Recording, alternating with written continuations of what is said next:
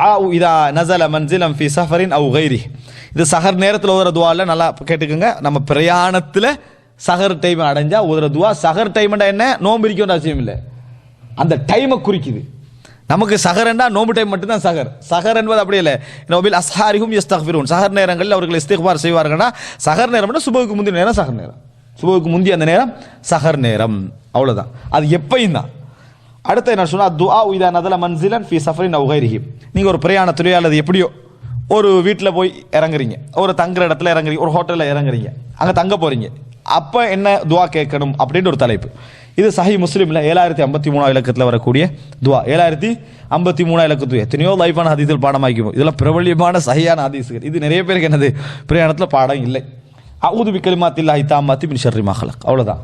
அஊது பிகலிமாத்தில்லாஹி தாம்மாத்தி மின் ஷர்ரி மா ஹலக். சஅத் பின் அபி வக்காஸ் ரலியல்லாஹு அறிவிக்கிறாங்க, சமிஅது ஹவுலா பின்த் ஹக்கீம் சுலமிய்யா. ஹவுலா பின்த் ஹக்கீம் சொல்ல நான் கேட்டேன். பாருங்க, சஅத் பின் வக்காஸ் நபி தோழர். அவர் யார்கிட்ட சொல்றாரு? யார் சொன்னா சொல்றாரு? ஹவுலா. அப்ப ஹவுலாவும் நபி தோழி, ஒரே அறிப்பால் வருஷம் 2 நபி தோழர்கள்.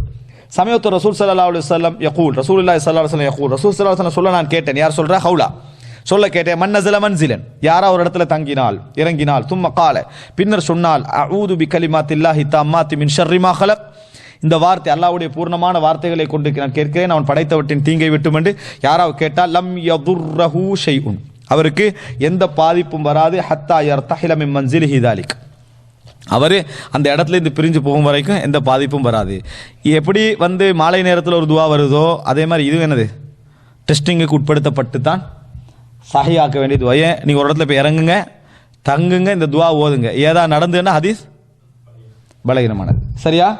இப்போ நவீனகான அணுகுமுறை அடிப்படையில், இது நவீனகான அணுகுமுறை அடிப்படையில் ப்ராக்டிக்கல். ஏன்னா அவங்க என்ன சொல்கிறாங்கன்னா, எது மறுமை கூலியாகவோ அல்ல நம்மளால் டெஸ்ட் பண்ண முடியாத அமைப்பில் கூலியாகவோ கிடைக்குதோ அதை நம்ம டெஸ்ட் பண்ண மாட்டோம்.